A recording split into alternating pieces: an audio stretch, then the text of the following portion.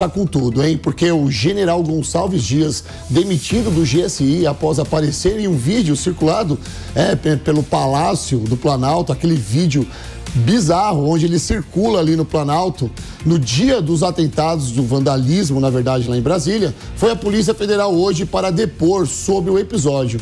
Lá na capital federal, o repórter Bruno Pinheiro está acompanhando o depoimento e traz mais detalhes. Boa tarde, Bruno. Oi, Rodolfo, exatamente. É você uma ótima semana. Quem nos acompanha, sempre uma honra, uma alegria, uma satisfação. Encerrou há cerca de meia hora um depoimento que durou cerca de 4 horas e meia aqui na sede da Polícia Federal. O ex-comandante G. Dias, como é chamado, acabou usando esse acesso aos fundos da Polícia Federal. Esse estacionamento não conversou com os jornalistas nem na chegada nem na saída. Ele estava acompanhado do seu advogado, um depoimento muito longo, muito maior do que o do ex-presidente Jair Bolsonaro, quando foi ouvido sobre as joias aqui na mesma sede da Polícia Federal. Agora é acompanhar o que os agentes da Polícia Federal entenderam nesse depoimento, que foi uma determinação do ministro Alexandre de Moraes, após as imagens que foram divulgadas, que esse ex-ministro já fosse ouvido em 48 horas. E é claro, esclarecer se ele tinha o conhecimento daquelas imagens, se realmente estava sobre sigilo e por qual motivo, e o que realmente chamou a atenção, de acordo com auxiliares de Luiz Inácio Lula da Silva, que ele escondeu essas imagens, não repassou, não compartilhou essas imagens ainda no 8 de janeiro, na mesma noite, quando o ministro Alexandre de Moraes exigiu que as imagens do GSI já fossem repassadas, melhor dizendo, aqui aos agentes da Polícia Federal que já estavam no início da investigação. Um importante depoimento. A imagem fica muito clara. Esse ex-ministro andando entre esses invasores e não exibe nenhuma reação, não dificulta esse acesso e não tenta retirá-los também do interior do Palácio do Planalto. Então, a gente encerra aqui com essa informação. Ele já saiu, já finalizou essa oitiva. Na segunda-feira, dia 24, às 2 horas da tarde, um novo depoimento, agora do ex-ministro Anderson Torres, que também será ouvido no mesmo inquérito do 8 de janeiro. No dia 26, na quarta-feira, novamente, o ex-presidente da República, Jair Messias Bolsonaro, ele será ouvido aqui também. No caso de Anderson Torres, haverá um esquema de segurança, escolta, e esse também será o acesso, com uma área restrita e também chegando diretamente à sede da Polícia Federal. Às 2 horas, a gente vai acompanhar esse importante depoimento, que é essa investigação sobre os atos do 8 de janeiro aqui na capital federal. Rodolfo. Bruno, só antes de me despedir de você aqui, o que não ficou claro foi quanto tempo durou esse depoimento?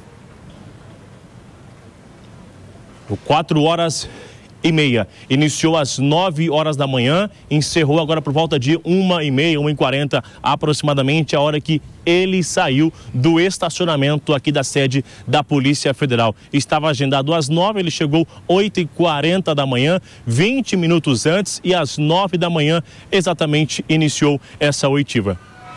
Bruno, eu quero muito te agradecer. Qualquer novidade, você volta a falar com a gente aqui na Jovem Pan.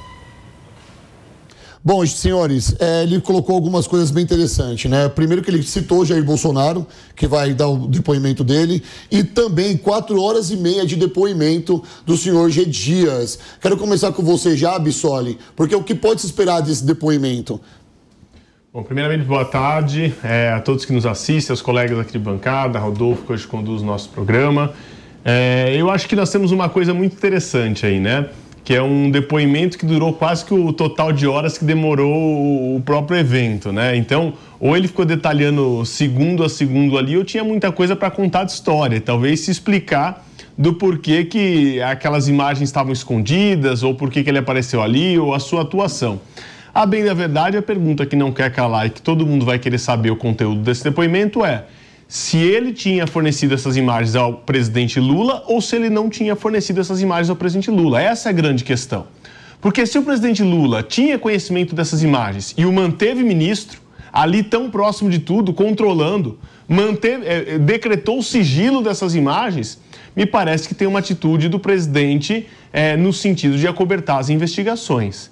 Então, me parece que o grande ponto desse depoimento dele, que interessa a todos saber, e principalmente aos parlamentares que estão em vias de instaurar a CPMI, o presidente Lula sabia ou não sabia do conteúdo dessas imagens, e se sabia, por que o manteve enquanto ministro, porque aí, senhor presidente, o senhor também está implicado e tem responsabilidade em tudo isso que aconteceu.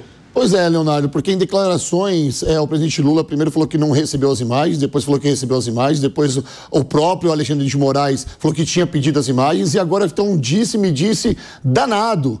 Né? O que a gente pode esperar de fato ser apurado nesse depoimento? O que você acha que vai ser revelado? Será que o Lula de fato tinha essas imagens e estava escondendo da galera?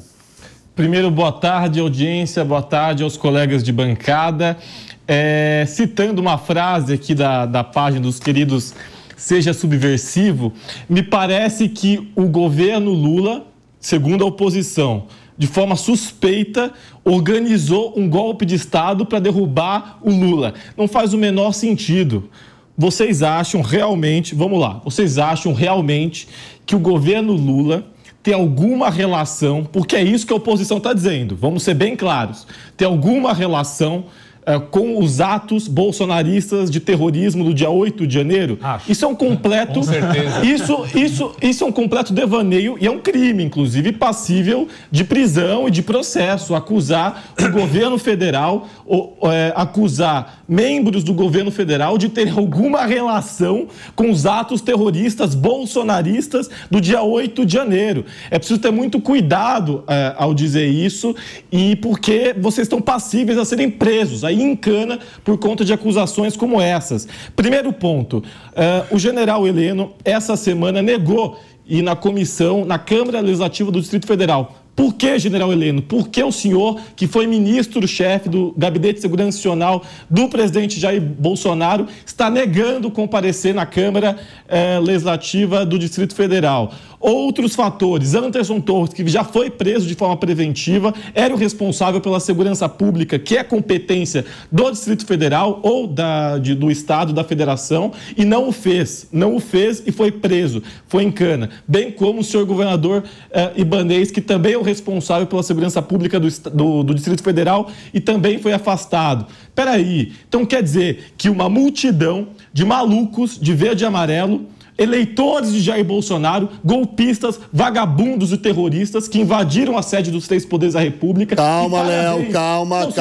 Você está colocando dentro de uma mesma esfera pessoas que estavam... Não, pera um pouquinho. Vagabundos. Não, você não pode falar dessa forma. Como não? Porque você não pode. De quem invadiu a sede dos 3 poderes... Então, nós temos que concluir dessa forma, tá? Nós temos que concluir dessa forma. Só um minuto.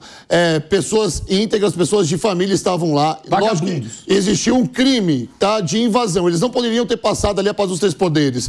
É, de fato, um crime invadir aquele lugar. Mas depredar e o ato de vandalismo está associado a um outro tipo de crime. Não, você não pode chamar isso, talvez, de terrorismo, porque quando nós falamos de terrorismo aqui, nós vamos colocar também o MST, que pra gente também é um bando de terroristas, na colocação que você está segurando aí, está sustentando essa argumentação de que eles são terroristas vagabundos. Não são. Muitas pessoas que estavam ali, eu não faço uma defesa aqui, tá? Só estou colocando o ponto de que muitas pessoas ali foram no calor da emoção. Errados ou não, tem que ser punidos, tem que ser culpados. Mas a forma que você coloca todo mundo dentro de uma mesma esfera, que é todo mundo um bando de vagabundos que estavam lá pedindo golpe, sendo que as pessoas nem sabem, e você também nem poderia falar que é golpe, porque até então, até essas imagens virem à tona, não se caracterizava golpe. A partir do momento que tem um ministro fazendo alguma coisa lá dentro, nós não sabemos o quê, aí sim você pode colocar dessa forma, ok? Só